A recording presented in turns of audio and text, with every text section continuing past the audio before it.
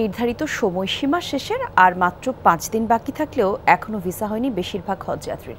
সকালে আশকোনা হজ ক্যাম্পে সরকারি মাধ্যমে হজযাত্রী প্রশিক্ষণ কার্যক্রমের উদ্বোধন করেন ধর্মমন্ত্রী মোহাম্মদ ফরিদুল হক খান। এবার সরকারি ব্যবস্থাপনায় যাওয়া 4,562 জনের বিপরীতে ভিসা পেয়েছেন 1,179 জন, আর বেসরকারি ব্যবস্থাপনায় হজে যাচ্ছেন 78,895 জন, যাদের মধ্যে ভিসা হয়েছে মাত্র 456 জনের।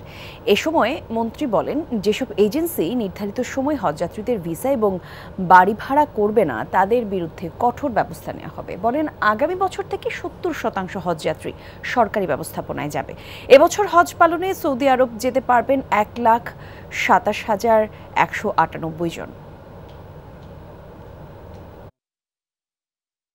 এজেন্সিদের আমরা কাজ করতে দিয়েই আমাদের কিন্তু সরকারি হাজিটা নেওয়ার ব্যাপারে অনেকটা অনীহা ছিল, কিন্তু মাননীয় প্রধানমন্ত্রী সারা বিশ্বের অবস্থা বুঝে আমাদেরকে নির্দেশ দিয়েছেন 70% হাজি আমাদের নিতে হবে সরকারিভাবে।